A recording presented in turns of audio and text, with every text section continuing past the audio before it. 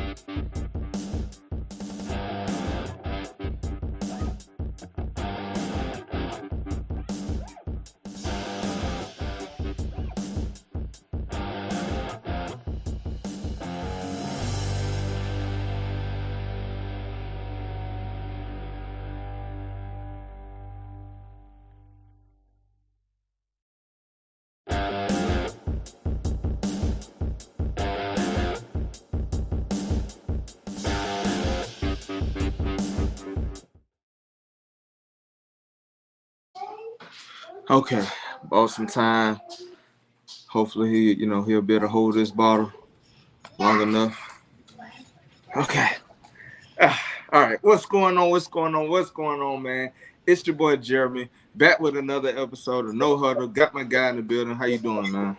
What's going on, party people? Man, I'm excited. Let's get it. Yes, sir. So like I said, welcome to another episode of No Huddle with Jeremy and Hassan. Hold the bottle. You got it? Hold on. Yeah. Pick up for my colleague. Welcome to another edition of No Huddle with Jeremy and Hassan, man. We got an action-packed show. We apologize for the lateness last week, or the no-show, rather. We had some things we had to handle. But we excited. We here for another episode of No Huddle with Jeremy and Hassan. I'm going to let the man, the myth, the legend take it away. You know what I'm saying? Yeah. Right now, I'm doing daddy duties right now. So y'all gotta bear with me, but yes, like my guy said, man, we apologize for last week. We had a last minute mishap, so we didn't want to come on and give y'all a bad show, so we decided to just cancel. But thank y'all for tuning in today. Thank y'all for y'all continuous support. Don't forget, man, if you hear me right now, go to YouTube, subscribe to Fan of Atlanta 365, hit that notification bell. Like, share, comment on these videos if you got something to say, because we always going to comment back, man. Don't forget, tell everybody about the show. Tell your mama, tell your daddy, tell your sister, tell your brother, tell your dog, tell your cat, tell your snake, tell your rat, and throw in your pet goldfish if you have one, man. Tell everybody about Fan of Atlanta 365, No Huddle with Jeremy and Hassan, J&B, the Talk of the Dirty South show, and of course, Fan of Atlanta 365, man. So, hey, without delay, you good to go, man? You good? You ready to get going? Yeah, I'm ready to go, man. Feeling good, feeling Okay. great. Let's get it. All right. So we got, like my guy said, man, we got a nice little show lined up for y'all today, man. But the first topic that we're gonna get into is which team that got off to a slow start will bounce back and actually make a playoff appearance. Who you got, man? This one was actually tough because there are a couple of teams that I was thinking about. But if you had to twist my arm, I'm going to go with the Jaguars and then the Bengals, but more so the Jaguars. So the way I see it is the path of least resistance, because you could look at it from who has the best quarterback out of a lot of those teams that are like slow starters. And it's almost a no-brainer that you're going to pick somebody like Joe Burrow. So he has the pedigree, and they did it last year. They were 0-2 last year. They still made it to the AFC Championship game. They've made it to the playoffs the last 3 out of 4 seasons. They made it to a Super Bowl over the past 4 seasons at least once. So that track record speaks to that. However, the AFC North is significantly better and tougher than it was. The Browns look legitimate, especially on the defensive side of the ball. They have a championship level defense. Lamar Jackson, even though they're kind of walking wounded, if they weren't, you can make the argument that they have the Bengals have a tougher road to climb through the AFC North. Which brings me to the other team that made it to the playoffs last year and has a budding superstar in Trevor Lawrence. He's playing in the AFC South with the likes of the Texans, who they did lose to and got blown out by. But flukes happen, division games, the rivalries ratchet up. But you got them, you got the Colts. And honestly, I don't see enough from the Titans to really consider them a legitimate contender. So if you add in the fact that Joe Burrow is still kind of injured, their offense seems to be taking a slight step backwards. And then you look at, again, Trevor Lawrence, the path that he has to go through is considerably less strenuous than the Bengals. For me, in a nutshell, will be them. You could talk about the Vikings, who are 0-3, but at the same time, too, again, Detroit is much better. The Packers are looking good, and nobody's going to talk about the Bears in terms of the playoffs. Right. They probably are one of, if not the worst teams in the NFL. So, like I said, if you twisted my arm, I'm going with the Jags, but not by much. What about you? Okay. I mean, I did consider the Jags. Like you said, the division is kind of wide open. I think right now the Colts are leading that division, but do I see the Colts winning that division? Probably not. So yeah, the Jaguars do make a solid case to be that playoff team, to make a playoff berth by winning the division. However, I had to go another route. It's easy to go Cincinnati because everybody sees Cincinnati as their team to go to the Super Bowl. Maybe not right now, just because Joe Burrow is nursing that injury, and they just haven't played on the level that we expected them to play on. They got out to a slow start, so it's easy to say the Bengals, but I believe that division is what's going to hold them back, because everybody's at least 2-1 right now, and I don't see the Bengals as a better team in that division. Even with the Pittsburgh Steelers, that defense is nice. But when you look on the offense side of the ball, maybe not as strong as the Bengals could be, but the Bengals don't have anything that just really separate them from the level of talent in the AFC North right now. So I don't see the Bengals. But the team I had to go with is probably going to be a surprise team. I got the LA Chargers. I got the Chargers making it to the playoffs. Right now, they number 3 in the division. behind the Chiefs and the Las Vegas Raiders. So let me tell you why I believe that the Chargers can make it to the playoffs. I believe that the division allows them to have a wild card spot. You got Kansas City right now. They're 2-1. Most likely, they're probably going to win the division because if you look at the talent, they may not have the talent like on paper, but we know what Patrick Mahomes can do. We know what Travis Kelce can do, and that defense can spike up on you when they need to. So Kansas City is going to play consistent football. We know they're going to make it to the playoffs, probably win the division, most likely win the division. The Las Vegas Raiders, are they going to continue to keep this consistency up? Well, they only won one game, but I don't see them as a good team. I think that, they're just, they won that one game, and that's pretty much what it is for them. I don't see them as an elite team. The Chargers and Denver, of course, we saw them get 70 hung up on them last week by Miami. And I just don't think Denver is a good team. We're going to see them probably with the number 1, number 2, top 5 pick in this upcoming draft. So when you look at the division winners right now in the AFC, of course, Miami is leading their division. It's probably going to be – you could have 2 playoff teams in that division with Buffalo. Of course, Kansas City is winning the AFC West. You got Pittsburgh currently winning the AFC North. Can they hold on behind, with Baltimore, with Cleveland, and then if Cincinnati finally get put together?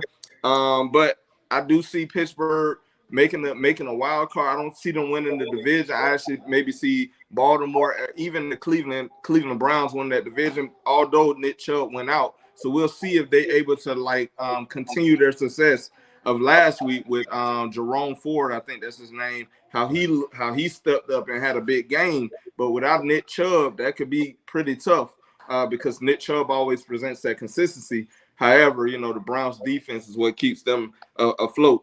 And then you got Indianapolis winning the AFC South. You could have Jacksonville that move up. I believe Houston could even move up because, like I said, Houston is going to be that surprise team this year. But I believe that the Chargers can get into a wild card spot if they can just, they got some games. I kind of looked at their schedule, upcoming games. But let's look at the first 3 losses that they took. They took a loss to Miami week 1. They lost that game 36-34. Now, we do know Miami has been pretty much going up. They got the best offense right now based on the numbers in the league thus far. Tennessee Titans, they lost 27-24. I think the Chargers have been in a lot of these close games. They just need to learn how to win at the end of the game. You said something? Oh, okay. And then you look at Minnesota, another solid team. You lost that game 28-24. But this week you got the Las Vegas Raiders coming into town.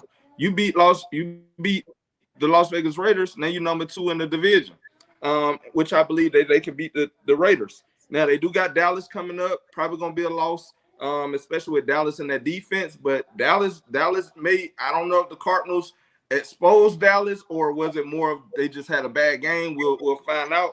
But then you got Kansas City, most likely probably gonna lose that game. So that's 2 L's. And then you got Chicago, you got the Jets, you got Detroit. Now they may lose to Detroit, but you definitely got Chicago, and I believe you can get the Jets.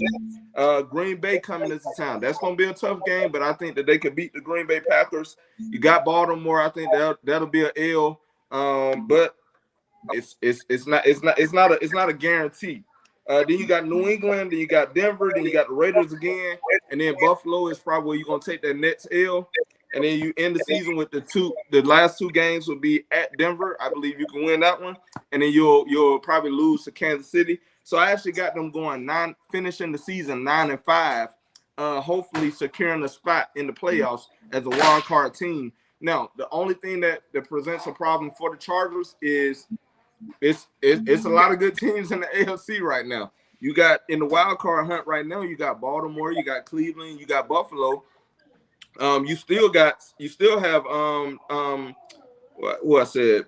Like I said, Cincinnati can spike up. You still got New England who could spike up and probably get a chance. You got the Jacksonville Jaguars who could probably get a wild card. So you got some teams that can definitely compete for a wild card spot. but I think the Chargers will, will win some games to launch them into that playoff position. And my last point, I believe that they have enough talent on paper to compete against any team.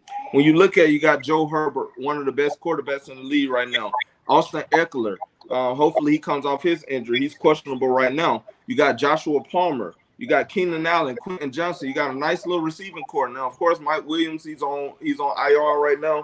But then on that defense side of the ball, of course, you got Joey Bosa. You got Khalil Mack. You got Derwin James, Kenneth Murray Jr., Eric Kendricks, and you got Asante Samuel Jr. So they have the talent. They just got to put it together and learn how to win and win those close games. And I believe that they have been battle tested. When you look at their first 3 games with Miami, Tennessee, and Minnesota, but 2 of those teams are pretty elite when it comes to the talent. Maybe not Tennessee, but I think Minnesota and Miami, those are some games that, okay, you lost, but you was in those games. So I believe that you can, as time go by, the more consistent you can get. And if you can win those games that you're supposed to win and maybe even ink out one of them games that you shouldn't win, maybe you can make a push to the playoffs. So I think the LA Chargers presents the better opportunity for a team to bounce back and make a playoff appearance. So the thing about that is you're basing a lot of that on the optimism that, one, Brandon Staley is a competent coach. Mm-hmm. 2, that the defense, which he's supposed to be known for, and it pains me to say, is a former defensive coordinator for the Rams a couple years ago, that defense is going to step up. And then on top of it, that they're going to win the games that they should win, and they're going to maybe eke out a win or 2 that they might not be expected or favored to win. Here's why I think you're wrong. So, yes, granted, they have on paper one of the most talented teams, not just in the AFC, but in the entire NFL. Mm-hmm. But how is that different than last year and several years now? And what do they have to show for it? Justin Herbert, he's my favorite quarterback. Mr. Empty Calories, regular season champ. He's taken that mantle from your favorite quarterback. But at the end of the day, it doesn't change the fact that he's been in the league. I think this is his 4th or 5th season. And he's only been able to get his team to the playoffs one time in 4 or 5 seasons. And that was last year. And that was with – now, I do think, okay, fine. Denver got 70 hung on them. We get it. Right. But that team overall on the offensive side of the ball is playing significantly better. Now, defense, they have the same issue that the Chargers have. Mm-hmm. Defensively, their players are not playing up to snuff, with the exception of a few. Joey Bosa, we know what he is. He's a household name. He's gonna get his. But Khalil Mack is kind of been fading, and he's not a spring chicken. Now, yes, they have Derwin James. Yes, they have J.C. Jackson. Those are 2 elite players in the secondary, but they're not showing enough consistently. And defensively, they're not playing. They're playing down to the competition, and sometimes they're playing below the competition. Mm-hmm. In that division, where you got the Raiders, and you got Denver. Denver, to me, I don't think they're. To your point, you think they're going to be one of the worst teams in the league. I think they'll be middle of the road because they can't stop anybody. But that offense isn't terrible, and Russ seems to have enough in the tank to get them to 6 to 7 wins. So that's not a bottom feeding team. That's middle of the road if you're winning about 7-8 games, right? Mm-hmm. So that'll be difficult for them. On top of the fact that, again, they got the Chiefs. So we know the Chiefs are going to win the division, even though they've taken a step back in both sides of the ball. And losing Eric Bieniemy has shown to be critical. Anyway, that's a conversation for another day. That man should be a head coach. Yep. What it is. But if you look at, for example, the Jacksonville Jaguars, they have to play they have to play two of the worst teams. Even though the Colts, yes, they were a bottom feeder last year. It's been 3 games. They've won 2. Great. I don't see them having the horses in the stable to keep pace. So there's that. Then on top of it, yes, we love the fact that the Texans are looking better. I do think that they have the right coach, they have the right quarterback, they have some nice pieces on both sides of the ball, but they're too green. They're too green, and again, to ask them to consistently beat teams, that might be a little too much to ask right now. Mm-hmm. So you have 2 of those teams in their division, and then again, the Titans defensively, they'll probably be better than a lot of people expect because that's how Mike Vrabel coaches his teams. They're typically better on defense, and then Tannehill, I don't trust him. And their receivers aren't really doing much. Like it's really just King Henry, and how long can he continue to be the bell cow of an offense? So you got 3 teams at minimum in your division that are legitimate question marks. Yep. To me, that just seems like that's 6 potential games that are winnable games. Yes, you lost one of them to the Texans, but I don't see the Jaguars losing to the Texans twice in the season this year. I don't see the Colts beating the Jaguars twice in a season. So that's 4 games legitimately that you can count on. Maybe you split your season series with the Titans. That still puts you at 5 or 6 games in your back pocket. And then if you look at their schedule, I mean their schedule is pretty favorable too. I've already spent enough time proving why I'm right. We'll just let the rest of the season play out. But just remember when the Jaguars made the playoffs. Okay. And that sorry team in LA, the other sorry team in LA, when they are sitting out, I'm not even gonna give them the playoffs. When they're sitting out and they're on the outside looking in and they're like 8 and whatever, we will have this conversation again. So you making a case that the Jacksonville Jaguars will get into the playoffs by winning their division? Number one, and I'm also making the case that in the AFC there are probably going to be 7 other teams that'll make it and they won't. That's my bigger argument. Mm-hmm. More so than can they make it? Yeah, on paper they can, but I believe that when it's all said and done and the dust settles, there will be 7 other teams that will outperform them record-wise and within their own division, and they'll be left. They'll be the 8th or 9th team. That's what I believe. Okay, I believe right now it shouldn't be a head coach anymore. And you know how I feel about Justin Herbert. He gets a lot of empty calories, but when it counts, when rubber meets the road, and then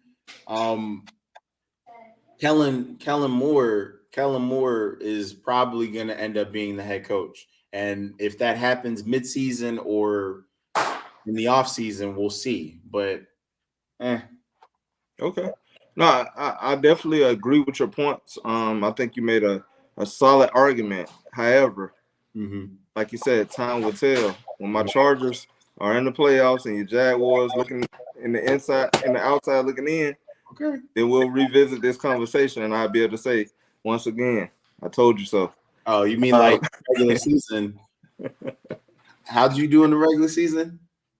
Hey, when it comes to surprise picks and all that, okay, you got me. But when it comes to predicting these teams that's gonna make these splashes, okay, I tend to be probably like 3-0 right now. Yeah. You like Steph Curry? You right?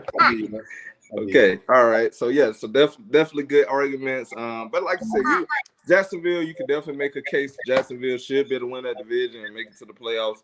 Like I said, I battled between Jacksonville and the Chargers. And like I said, Cincinnati was more of a easier pick. But I like to go out on a limb. I like to predict the oncoming opinion, so that's just what I like to do. So I chose the Chargers. But like I said, you could definitely make a case with the Jacksonville Jaguars. They do have an easier road to the playoffs than any other team, even with the Cincinnati Bengals, the Chargers, any other team. They have an easier route to the playoffs. They just got to win that horrible division. Right. Yep. Right. All right, so we're gonna go ahead and jump to this next topic. We got, which 3-0 team looks the most impressive thus far? Who you got, man? I mean, is there really another answer? It's got to be the Dolphins. I even considered the Eagles for a millisecond because they've lost both coordinators and the offense seems to be still finding its footing and they're 3-0. But my God, I mean, a lot of people, even us in the offseason, expected the Dolphins to contend and push for the playoffs. Mm-hmm. But being good enough on offense to score 70 points in an NFL game and beat the opposition by 50, I don't think we saw that coming. I don't think we saw that coming. And then on top of it, defensively, they're playing really well, and they're doing it without Jalen Ramsey, who was supposed to be a big acquisition in the offseason and was supposed to be, the Batman to Xavier Howard, I believe his name is, his Robin. So personally, I think you got to look at the Dolphins. They've got to be the most impressive team. I mean, granted, the 49ers, we expected them to be where they are. The only question was, okay, is Brock Purdy going to be healthy? And he clearly is. So they basically picked up where they left off. And we knew what the defense was going to be because the defense was amazing last year. So by default, it's got to be the Dolphins. I mean, I thought they would be in the mix for the AFC East, but now it's looking like they likely are going to win it. But if they lose this weekend, all bets are off. Because in the sense of it's them playing the Bills. If the Bills blow them out, for example, then the conversation reopens. The conversation is really closed, but not for the Miami Dolphins. Oh boy! I believe the Miami Dolphins they've been winning. Yes, they've been winning, but it's been on the back of Tyreek Hill. Tyreek Hill been having some heroic games, and I'm not saying that he's not capable of that every week. Throwing him the ball. However, there's a better team that has won in a more balanced way, and that team is the San Francisco 49ers. Oh boy. Okay. When we look at this 49ers team, we have seen them dominate in different ways, unlike the Miami Dolphins, who getting all these heroic gains by Tyreek Hill, and they winning off Tyreek Hill's back. We have seen the San Francisco 49ers win offensively and defensively. Oh boy. When you look at the 3 wins, they got a win against Pittsburgh, a blowout against Pittsburgh, 30-7. That defense dominated and Christian McCaffrey dominated, but we'll get to the stats a little later. Then when you look at the LA Rams, your team, 30-23 win. And then you go to the New York Giants. Okay, you beat the New York Giants, you're supposed to do that. But when you look at these stats against Pittsburgh, Brock Purdy, 19 for 29, 220 yards, 2 touchdowns, 0 interceptions. Christian McCaffrey, 22 rushes, 152 yards, 1 touchdown. And that's against Pittsburgh defense. Now, Pittsburgh defense been pretty solid this year. And then you had Brandon Ayuk, who had a heroic game with 8 receptions, 129 yards, 2 touchdowns. But then when you look at the Rams game, Brock Purdy came out and went 17 for 26, 206 yards, 0 touchdowns, 0 interceptions. He was just a game manager. Don't put the ball in harm's way. However, Christian McCaffrey, once again, 20 carries, 116 yards, 1 touchdown. The defense, I think they got 2 interceptions that game. And they beat the Rams in a close battle, but they beat the Rams. And then, of course, against the New York Giants, Brock Purdy goes 25 for 37, 310 passing yards, 2 touchdowns, 0 interceptions. Christian McCaffrey, 18 carries, 85 yards, 1 touchdown. Deebo Samuel, six receptions, 129 yards, 1 touchdown. But then George Kittle gives you 7 receptions for a good 90 yards. At the end of the day, they have a more balanced team where you're seeing Brock Purdy not putting the ball in harm's way. You're saying Christian McCaffrey, if you give him 20 carries or more, he getting over 100. And then you got Deebo who can go off. And then George Kittle, we know what he can do every game. And then you got a defense that's going to come out there and put up solid numbers, stop the opposing offenses. But Miami, they're winning just by putting up a lot of points. And they're going to their 1-speed receiver, Tyreek Hill. They do have 2 speed receivers and Jalen Waddle, but they're focusing more on Tyreek Hill, who's being the driving force for them to put up those points. But you still got to be able to, in the AFC, what we see a lot is AFC teams are able to win off finessing. They do a lot of finessing in the AFC. In the NFC, you got to win with power and you got to win with strategy. It's almost like playing in the SEC and the Pac-10. Pac-10, you can just put up points and it could be 100. It could be 100 to 99. In the SEC, ain't nobody scoring no 100 points unless you playing, a Kentucky or Duke or somebody like that. But if you playing another powerhouse team, it's going to be a close battle, and you got to figure out how to win those games. And what I have seen San Francisco do is figure out how to win games in a great way. They have a great running attack, and they can also pass the ball. Miami just hoping that Tua don't get hurt, and Morset had a good game last game, but Tyreek Hill has been the guy right now. But will that continue on when they start playing those teams that they gonna get tested by in a Buffalo? Yes, you ran through Denver. I didn't expect you to run through Denver like you did, but I did expect you to win that game. But other than that, like who have Miami really just played like that? But we see who San Francisco played. They played a division game in the Rams, and they played the Pittsburgh Steelers #1 the first game.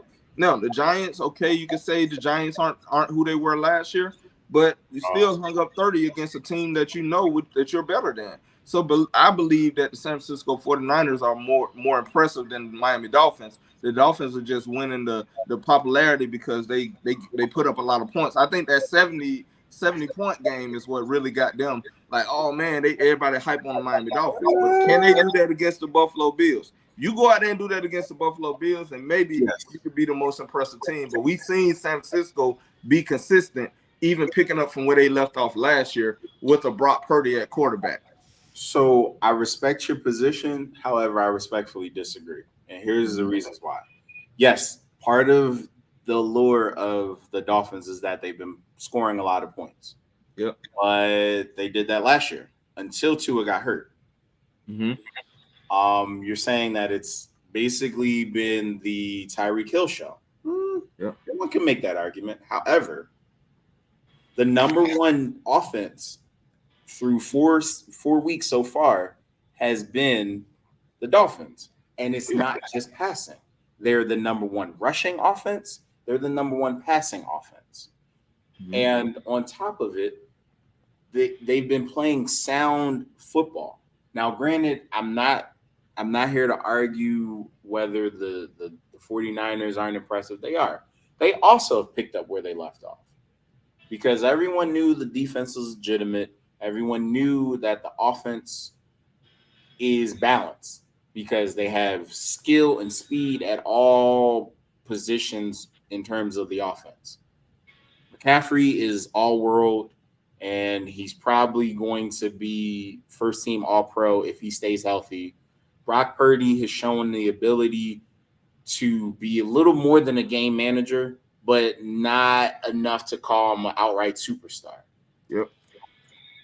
Kittle, we know what he is. Ayuk, we know what he's become. He's become a solid #2 and a budding #1. Mm-hmm. And the crazy part about the 49ers is that Deebo Samuel really hasn't gone off. Like that crazy Deebo Samuel game has not happened yet. So I'm not trying to throw any shade to them. Stuff against the Giants. Right. But even with that, it was still a little pedestrian. Yeah. for his standards. But Right. that being said, I'm done giving them a lot of credit because I can't stand the 49ers. But going back to the team that I still believe is the most impressive, again, they have a balanced offensive attack, which provides sustainable football, right? They have a head coach who has shown the ability to scheme his players in the best positions. They have skill positions all over. Not to mention the fact that the defense really hasn't begun to show up yet. And they're doing this in a division where you have the Jets, who unfortunately have fallen off. You have the Patriots, who typically are sound on both sides of the ball, even though offense hasn't shown enough firepower to really compete. And the Bills, who underperformed in at least one of their games, but they still have a top 10 ranked defense. As far as this week is concerned, they're number 8.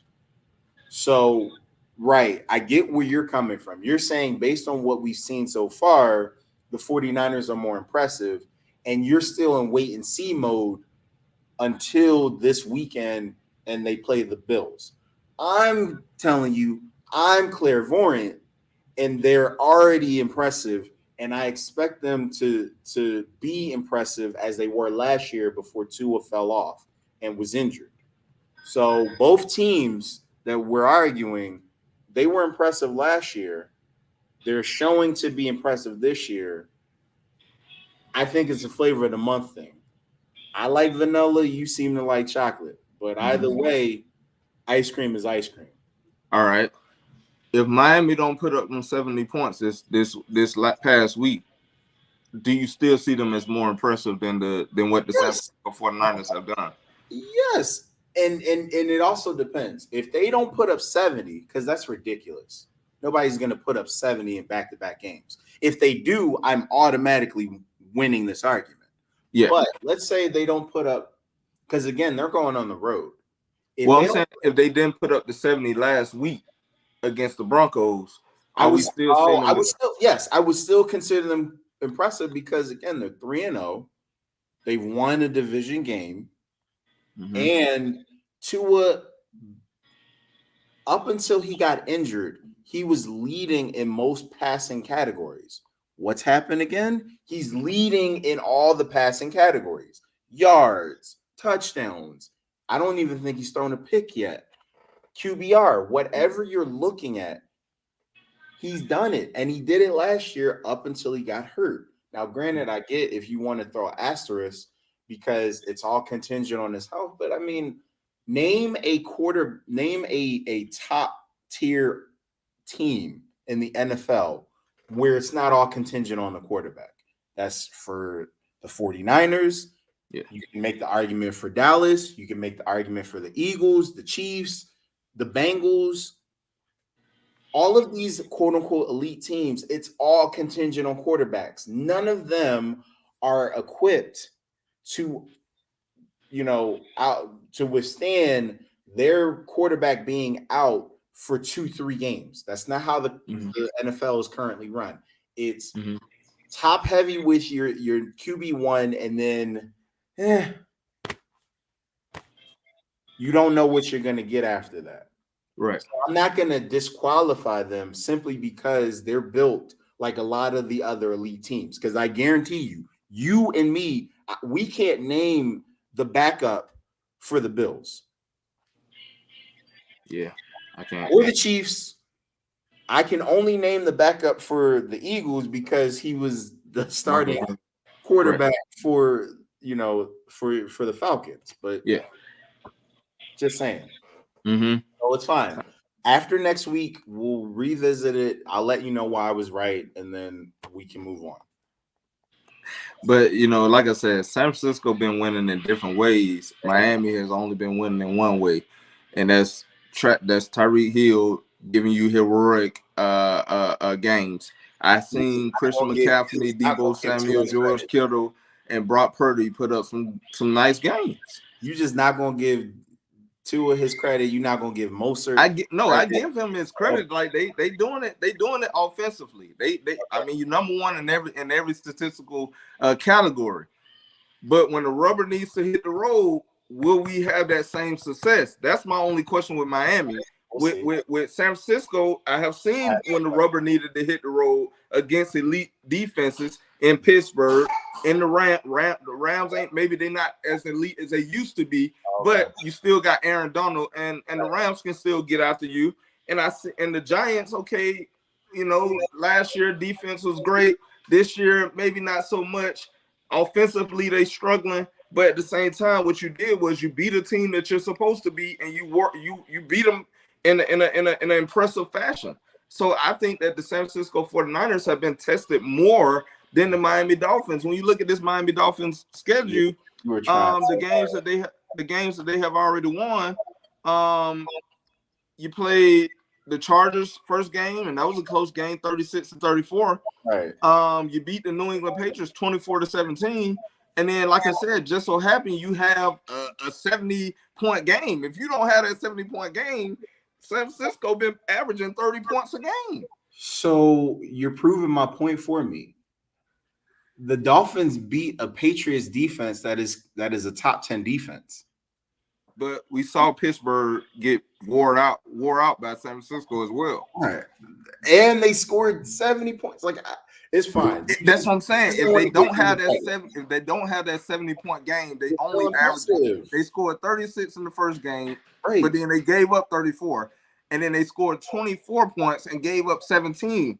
San Francisco scored 30 points, gave up 7. 30 points, gave up 23 against a division game team, and then 30 points and gave up 12. That's so the first game. Okay. They played the Steelers defense, which historically is going to be top middle of the at top 10, top 15 at minimum. Yes. Fine, we got it. But offensively, they're struggling to the point where struggling with 30-some points. I'm talking about this. I'm talking about the Steelers. The Steelers. I'm talking about the 49ers, the Steelers game. So you're devaluing the Dolphins win because the 49ers played more inferior offenses, and they played a solid, if not top tier defense. Yeah, but look at Miami. Actually played a top tier defense that have played the last 3 opponents very tough, including the Dolphins, because they did it against the Eagles and they beat the Jets.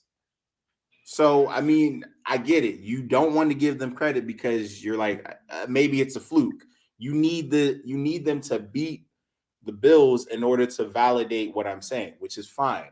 I'm telling you, I'm a week early. This is the more impressive team, but it's fine. So if San Francisco go out here, they'll have their. Oh, I don't have a schedule right now. Mm-hmm. But if San Francisco, if they run the table, well, who they play this week? I don't know. I don't care. I don't like the Niners, so I don't. I spend little time. Oh, they play the Cardinals tomorrow. All right, now most likely they're gonna all right. I know you're not about to say the Cardinals gonna do what they did to Dallas. No. Okay. I'm saying, okay, let's say the Niners pull a Cowboys and they lose by 2 touchdowns to this Cardinals team. It's not gonna happen.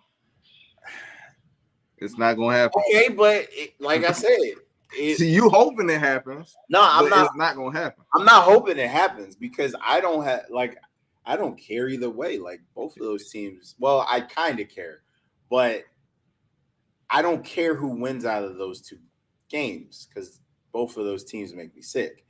But I'm saying to play the devil's advocate, let's say this team that everyone's hyping up, like they did with the Cowboys, they go and lay an egg to the Cardinals.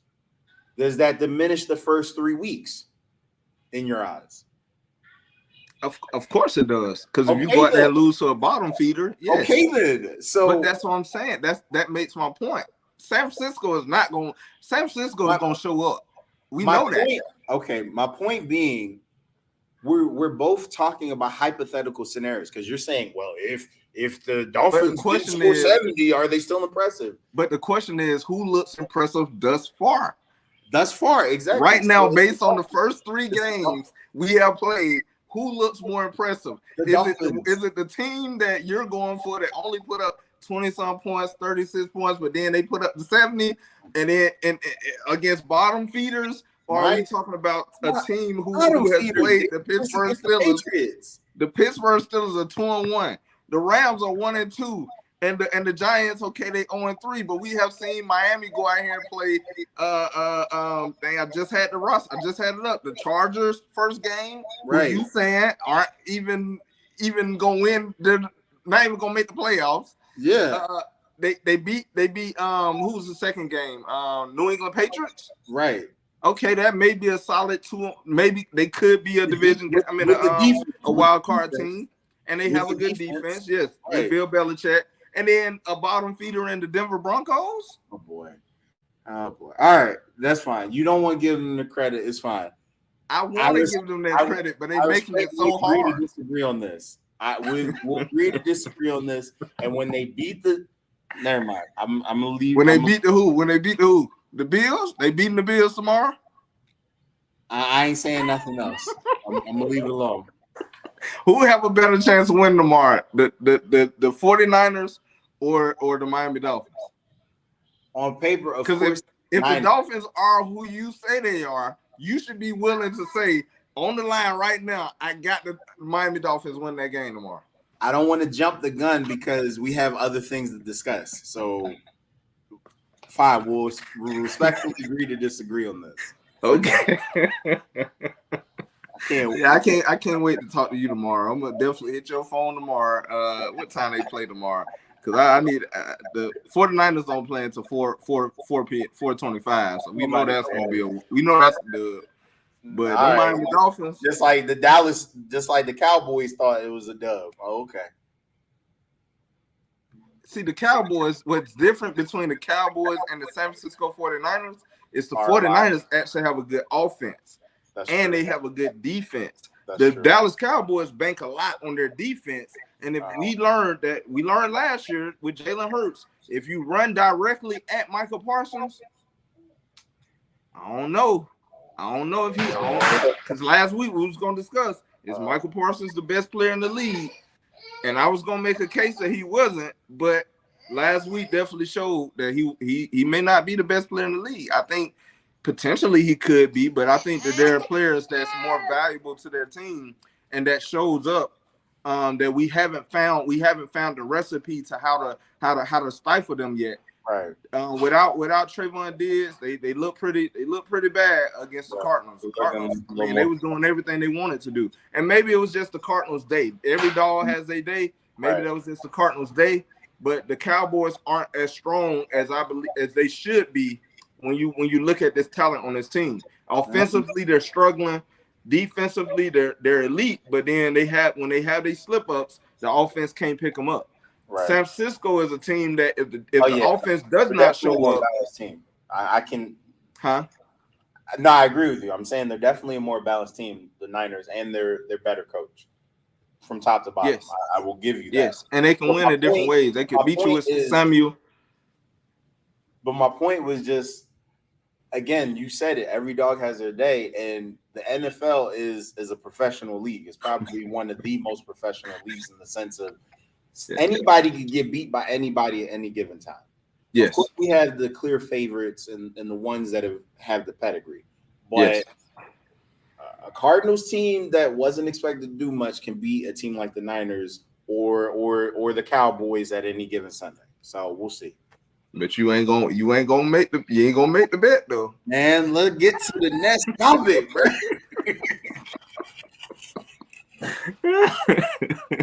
Okay, so we're gonna go ahead and get to this next topic. It should be a good topic right here. We got a big question.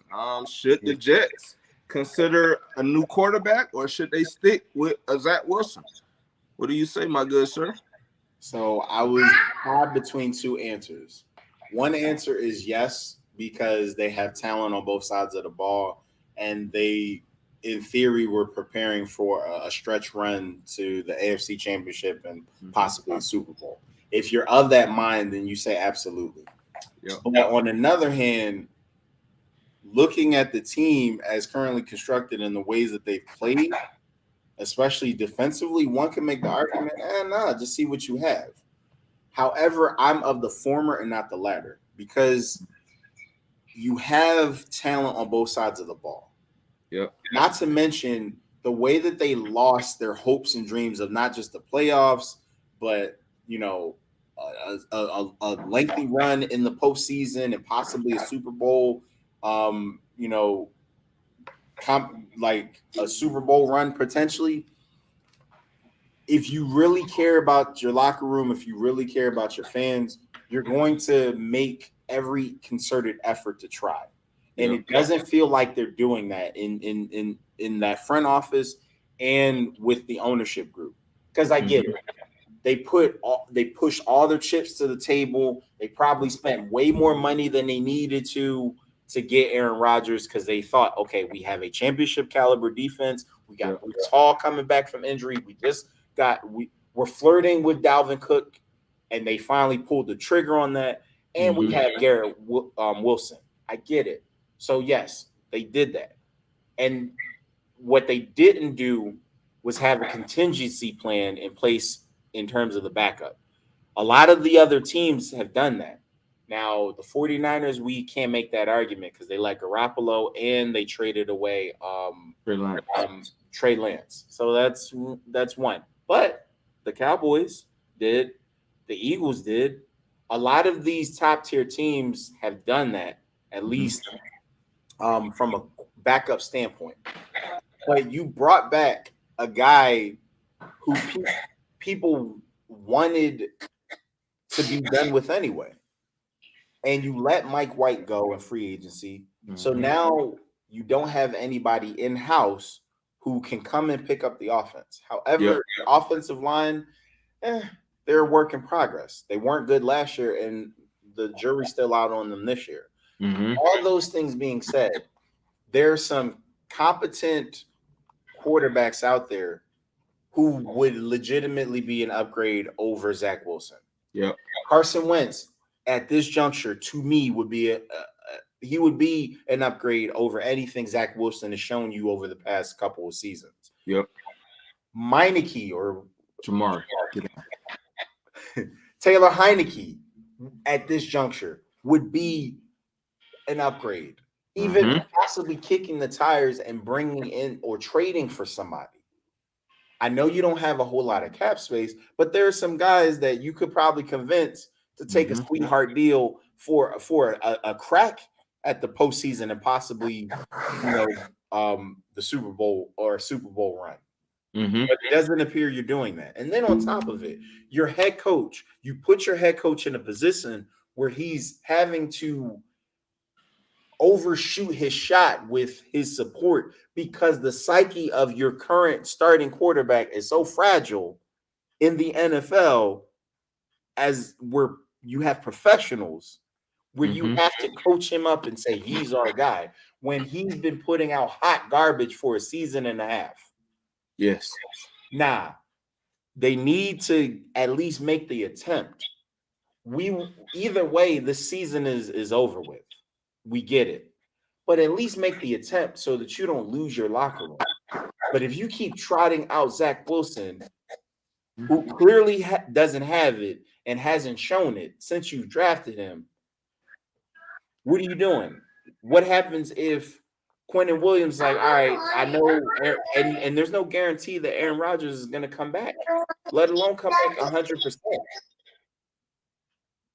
So at this point, I would say, hey, you got most of your guys healthy. You got two top potential running backs. You got Garrett Wilson. You got pieces on the defensive side. Coach up your defense to stop people better and play up to their capabilities and see what you got this year. And then worst case scenario, if Aaron Rodgers can't come back, at least you've gotten a serviceable quarterback who may even be able to bridge until you can figure it out. But Yep. if they keep trotting out Zach Wilson, that means they punted on the season because he's not going to get them anywhere, and Right. he's shown that. Right. Yeah. No, I definitely agree. But I do think that you got to bring in another quarterback, a veteran quarterback who has been able to, even if they are, even if they was at the end of their career and they look horrible, they still look better than Zach Wilson. I think Hard Knocks got Zach Wilson looking a little bit better just because of what he was able to do on the episodes. But and like I said, you bank a lot on Aaron Rodgers, and I said it before the season even got going. This coach is in over his head, and you just made him even more in over his head because now he's asked to turn wine, water into wine, and it's not gonna happen. You said it before it's muddy water too, huh? It's that creek water, that muddy water. Yeah. It's nasty water, and you saying turn it into some wine, and it's only one man that was able to do that. But no, I definitely think they should bring in a quarterback because you don't want to waste this talent that you have. Of course, even if you brought in an elite quarterback, they probably not gonna get this team to a playoffs. You'll probably still be banking heavily on the defense. But at the same time, and in this, in this conference, it's gonna be hard to make the playoffs when you got a whole division in the AFC North that everybody could be pretty solid at the end of the season if the Cincinnati Bengals step up. Of course, you got the Chiefs, they won their division, but then you got the AFC North, the AFC South, of course, they're gonna, it's only gonna probably be one winner. But then that AFC East is hard because you got Buffalo, you got Miami, and then New England can spike up. So you don't even know if you'll probably still be the bottom feeder either way it go. But if you can at least bring in a quarterback, like I said, it's easy to say a Tom Brady. I told you, Tom Brady gonna come back. He's just waiting on the right moment, and I don't think the Jets is gonna be the right team for him because they put so much money and capital into Aaron Rodgers and bringing in what Aaron Rodgers needed. So Tom Brady pretty much is out of the question. So you can't afford him, and also, what's the point of bringing in Tom Brady for a year just to not go to the playoffs, and and then Aaron Rodgers comes back. So Tom Brady is out of the question for me. Now, Matt Ryan, could you go get a Matt Ryan out of the TV broadcasting just to come in for this rest of the season and see what he can do? Maybe that's an option. Carson Wentz, you alluded to this earlier. Carson Wentz would definitely be an upgrade from Zac Wilson. At least he can be a good game manager because you don't really need an elite quarterback. No. You just need somebody who can definitely game manage and get the ball to the right players and also present an issue for the defense. Because right now with Zac Wilson, I don't think they're doing is we're going to zero in on the run game and force Zac Wilson to beat us. But if you have a competent quarterback, it's kind of hard to say, well, we're going to force Carson Wentz to beat us with these weapons, or we're going to force a Matt Ryan to beat us with his arm and focus in on the run game. I think if you bring in the Carson Wentz, that could at least give you some balance and allow Breece Hall and Dalvin Cook to do their thing. Right. But here's some trades that you can potentially make. A Teddy Bridgewater in Detroit. That would be a solid pickup because Teddy Bridgewater right now, he's number 3. I think he's number 2 on the depth chart behind Jared Goff, but Jared Goff looks pretty good. Right. They could probably take that risk. Right. Maybe even a Tyler Huntley from the Baltimore Ravens who presents some running ability, and he can make some key throws, and he can kind of keep your offense. He can even add a new dimension to your offense with the play read option and all that good stuff. Exactly. And then there's 2 quarterbacks on the same team right now. You can go get a Case Keenum from Houston, or you can go get a Davis Mills from Houston, who at least we see that, okay, he, yes, was he the answer in Houston? No, but he had some elite games that made you be like, okay, can he be that guy?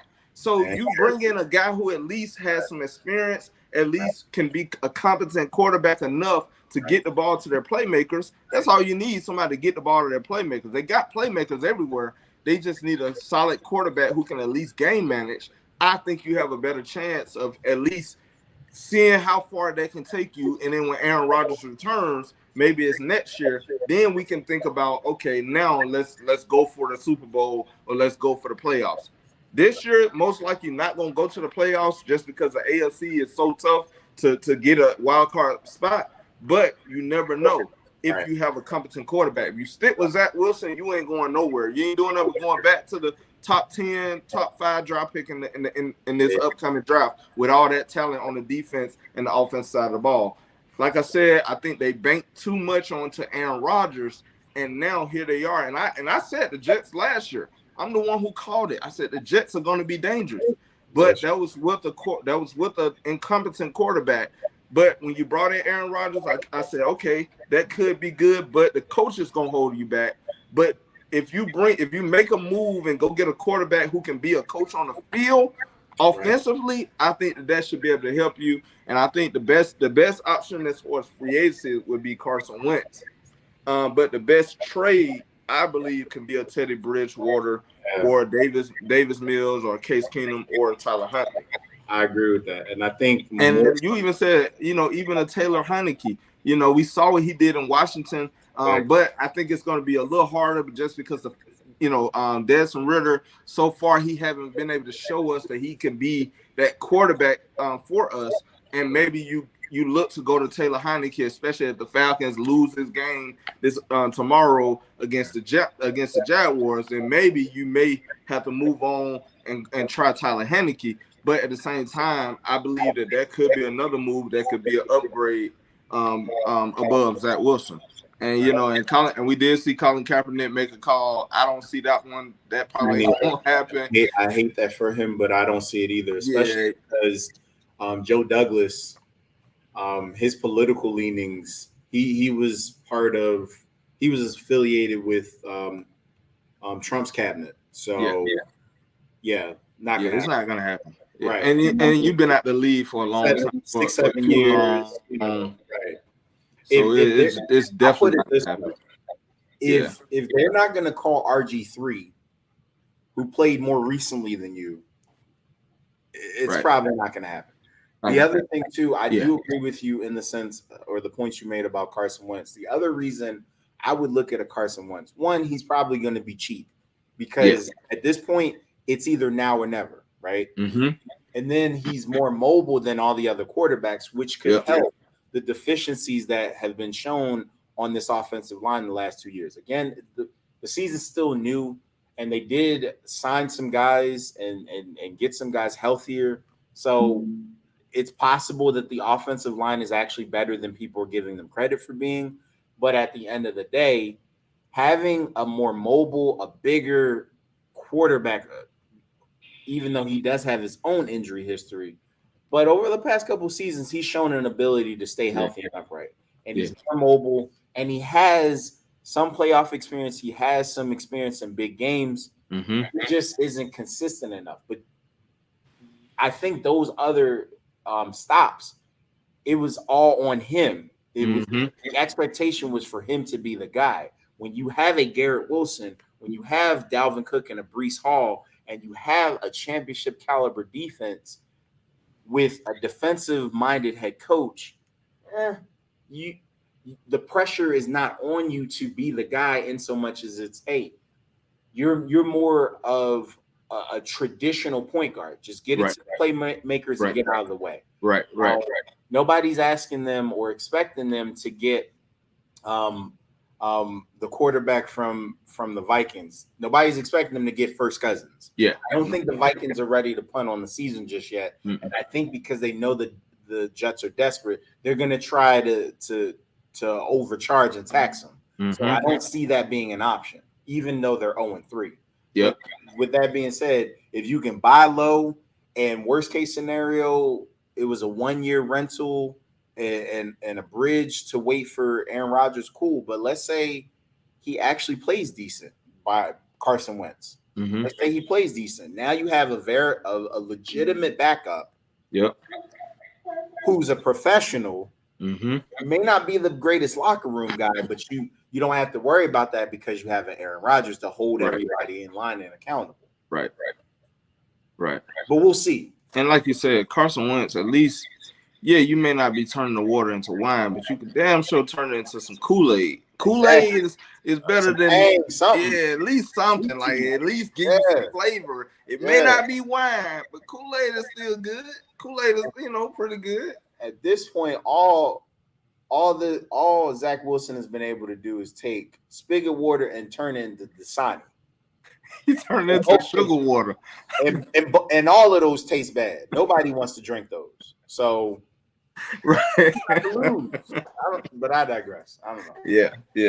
I mean, the Jets got to make a move. Like you said, you don't want to lose that locker room. Yeah, The defense is not going to play inspired when they know we ain't got a competent quarterback, man. Like that's all you need is a competent quarterback. Right. Because I believe that if you at least have a quarterback who the defense respects enough, then they may not load the box and slow down your run game, because your run game could be a driving force, at least if you had a Carson Wentz. Exactly. You can talk about like that, and he can just get the ball to his playmakers. Right. Exactly. We'll see. Yeah, so we'll see. All right, man. We're gonna go ahead and get to the last segment, which we call surprise pick, lock pick, and 2 weekly game picks, which we chose already. So we're gonna go ahead and get to our surprise pick, man. Who you got?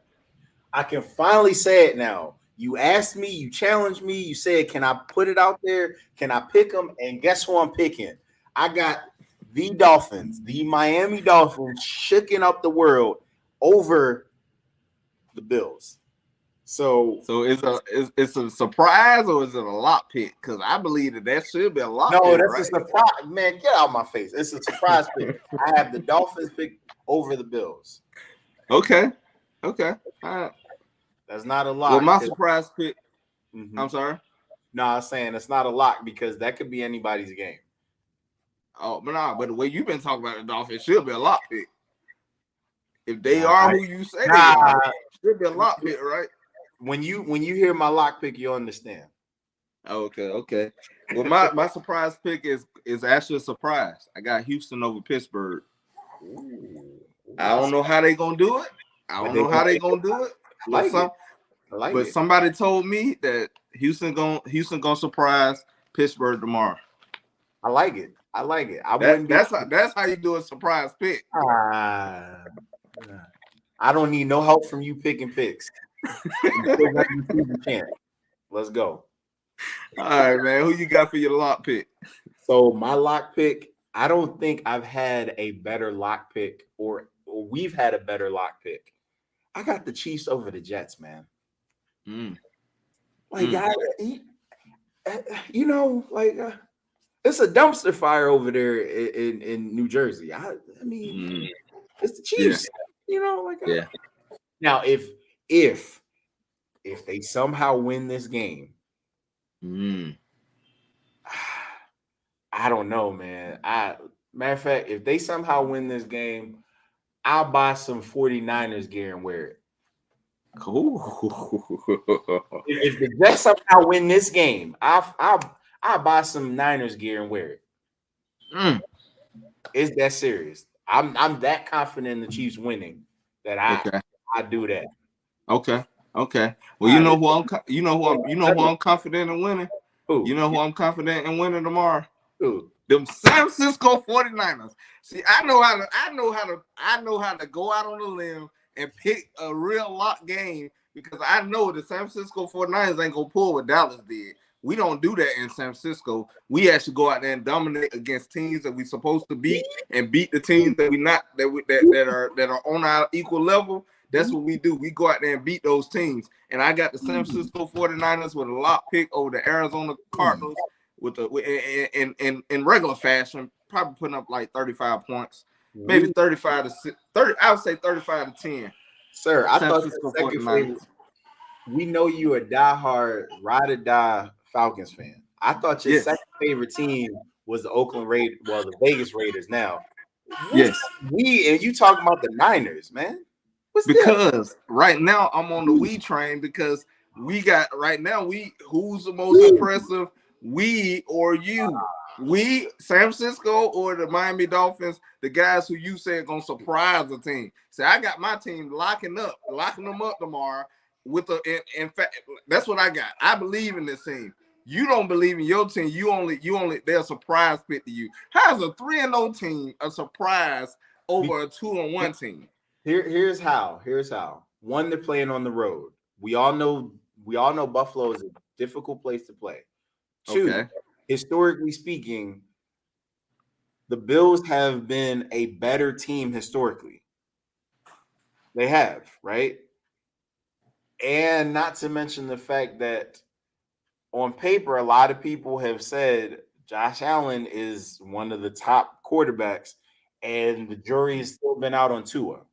So you mix all of that. That's why I call it a surprise. And in addition to that, I believe this is the game that's a statement game for the Dolphins because of a lot of the points that you made, which are valid points. The AFC is considered more of a finesse league or conference compared to the NFC. Other than the AFC North, that's the only division that play physical football. Right. That's different. That's different beast and different animal. You're right. But from top to bottom, it's considered the tougher, grittier teams come from the NFC. That's kind of been at least from our generation and our experience. Saying all that to say, I believe a lot of people, you had the pulse of how people look at the Dolphins. Like, wow, 70 points was impressive. But I don't believe in them quite yet because history is shown and the health of their quarterback is shown and the fact that they've been kind of among the laughing stocks of the AFC East for years. I think that's why this game is a surprise / statement game. If they win this game and they win it in convincing fashion,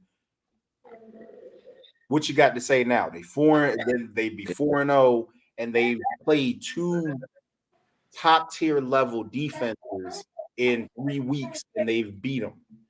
That's why I say it's a surprise / statement game. Yeah, if they beat, I'm not mad at your pick. If the Dolphins go out there and hang up a lot of points against the Bills and beat them in their home in a convincing fashion, right? I will give you a call tomorrow and say, "Hey, man, you were right again. But I don't see that happening. Okay. All right.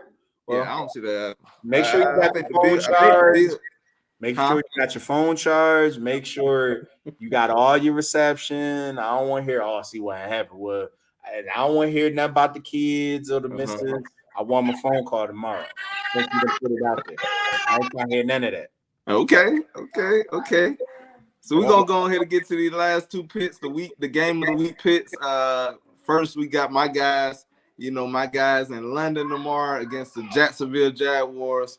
Hey man, who you got, bro? Give me them Jags. They desperate. Give me them Jags. Sorry, man. I had to do it. Give me the Jags. They desperate. I don't think they could go 1-3, man. Okay. Yeah. This is a hard one. I ain't gonna lie. This is a hard one because the way my Falcons got dominated last week. Jacksonville, they got a good defense as well. Offensively, they could present a problem. Calvin Ridley returning back, playing his home team that he felt like kind of did him wrong, and get back. It's gonna be tough. You got Foyer Lilcorn coming back against the team, so it's gonna be tough. But I'm gonna go with my Falcons. I believe that we're gonna be able to get this run game going this game, and I think Drake London is gonna have a big game in London. You heard it first. Drake London going for a big game in London. So, yes, I got the Atlanta Falcons over the Jacksonville Jaguars in London. We play at 9:30 in the morning, so we're gonna be up early tomorrow. Yeah, we're gonna be up early tomorrow. All right, then we're gonna get to this last game of the week pick. We got Ezekiel Elliott returning back to Dallas. Dallas coming off that big loss against the Arizona Cardinals. Hey man, who you got? See, this one was tough because I hate both of these teams, but I hate one team more than the other. But somehow, some way, I think Dallas cannot lose back-to-back games. So I have Dallas over the Patriots. if the Patriots had slightly better offense, I would have picked them, even though it's nauseating to think about it.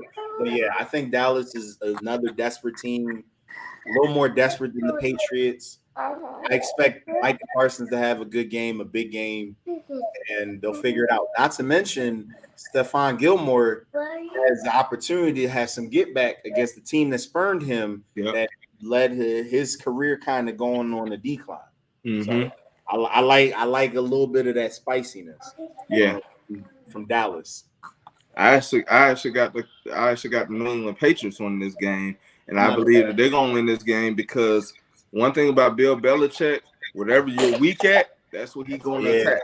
That defensive side of the ball, if they can slow down Dak Prescott and those weapons, which I believe they can, because Cowboys offense, I don't know, they maybe should have not got rid of Kellen Moore, and Mike McCarthy has shown that he just ain't that guy. But defensively, that's what's been holding them together. But I think losing Trayvon Diggs showed that, okay, maybe if you got a team that can definitely put their players in position, maybe the New England Patriots offense is not as good, so they may have the advantage.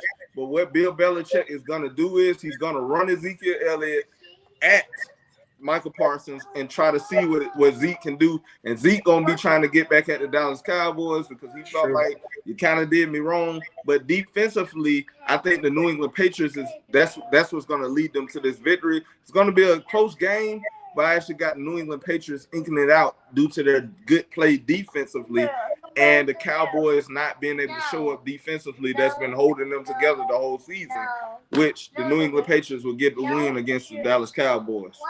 Real quick, of the two offenses, which offense do you trust to score 24 points? Dallas. So for me, that's the reason I picked Dallas. Because as everything you're saying is valid, but for me, it just feels like that Patriots offense is so inept that's what's going to hold them back. I don't feel like they're going to be well coached. I don't feel like Mac Jones is going to have a lot of turnovers, but I just don't see that. I see potentially Dallas making one or two splash plays on offense and that be the game. Okay.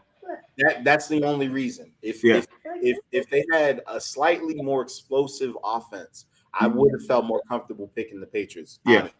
And that's what made this game hard to pick because Dallas Cowboys are supposed to win this game. Right, however, true. New England is just one of them teams that you can never just really count them out. Even when they having a bad season, you still have to respect the effect of Bill Belichick and that defense. And I think that they're going to make a turnover, which is going to help them win that game. It's not going to be because the offense just went out there and just put up points or their defense was just dominating. It's going to be that one turnover that Dak Prescott either he's going to throw a pick or somebody's going to fumble. Yeah. Either way it goes, it's going to be that one turnover that's going to cost them that game. And I think the New England Patriots defense is going to show up. Dallas defense should show up as well, but I think they're gonna be so amped because they trying to come back from that loss last week. Also, it's in Dallas, and then like I said, you got Zeke coming back, so the attention gonna be on can Zeke show out, and I think that this is gonna be the game that Zeke is actually gonna have a solid running day. It's not gonna be elite, but he's gonna have a solid day where it's like, okay, Zeke kind of showed up. Because Zeke due for one. He due for one where you're gonna be like, okay, maybe the old Zeke is back, and then he's gonna come back next week out of shape like a James Harden. Him and James Harden gotta be the most out of shape players when they want to be. Like when they not interested, man, they can get out of shape. So embarrassed, man. Yeah, that's fair. So yes, I got New England thinking not this win. Maybe it's gonna probably be like a 3-point game where New England gonna get that forced fumble or that interception, and then they're gonna get into field goal range and win the game like that. You know, Dakota loves to throw to the other team. So The brighter the lights, that's when the real Dak Prescott show up. Yep. He like a roach. He scatter, man. You can't see him. He gonna scatter when the lights come on. So yeah, but like I said, Dallas defense, they could be playing inspired because last week they kind of got dominated. So maybe this week they, but we need to see because Dallas have struggled when they play teams that got a nice offensive line that could push back, and they have a good a competent running back in a James Conner, which we saw last week. Mhm. Even San Francisco last year in the playoffs, we saw when they run right at you, you know, you can neutralize Michael Parsons. Now, Right. if you drop back and just try to throw the ball, you're not gonna beat the Dallas Cowboys. You're gonna have to run the ball, but you got to run it. You have to run that Michael Parsons and force everybody else to kind of play sound football. And I think that's what Bill Belichick is gonna do. He's gonna run at Parsons to neutralize him. The Eagles is the one who showed that's how you stop Parsons. Right. Mm-hmm. All right. Well, it's been a great episode, man. Sorry for the well, not even the technical difficulties, but just, you know, having to be a father, man, and trying to eat. You know, I had to feed, you know, baby Jay, and while Big Jay, you know, had to go ahead and feast on some hot sun. But yeah, so definitely, man, it's been a great episode, man. For the next 2 weeks, we probably won't have a show. Most likely we will not have a show. My guy will be in LA next week watching his teams go head to head. You know, he got 2 teams that he root for. You know, just in case one on disappointment, he always got another team. So he'll be watching the LA Rams and his home team, the Philadelphia 49, Philadelphia Eagles. Play his LA Rams, and we'll see how that turn out. And then, you know, the next week he'll be in New Orleans. So y'all want to, you know, go catch him in there. You know, go catch my boy in LA and New Orleans. Yeah, let me know where the spots is, man. And if you're a beautiful woman, hey, he may be out there on the market. So y'all definitely tune in. The next time we'll probably go live 2 weeks from now. So definitely catch us live, man. Thank y'all once again for all the support. Please like, share, comment on these videos, because we always gonna comment back. Don't forget, man, go to YouTube right now, subscribe to Fan of Atlanta 365. Catch us live every Saturday at 6 p.m. It looks like 6 p.m. maybe a good time for us, but you know, right now it's 6 p.m. J&B, the Talk of the Dirty South show. Right now we haven't been able to get that going, but once my guy get back and once he gets settled in, we'll get that going. But you can catch us live every Friday at 6 p.m. or 7 p.m. And then Fan of Atlanta 365. I haven't did a video this week, so I will be back next week after the Falcons win tomorrow. Hopefully it's a win. I'll be back Monday at 7 p.m. So you can catch us live. But hey, until then, man, it's been another episode of No Huddle with Jeremy and Hassan, man. Hey, we'll see y'all in the next one. We out of here. Be safe, y'all.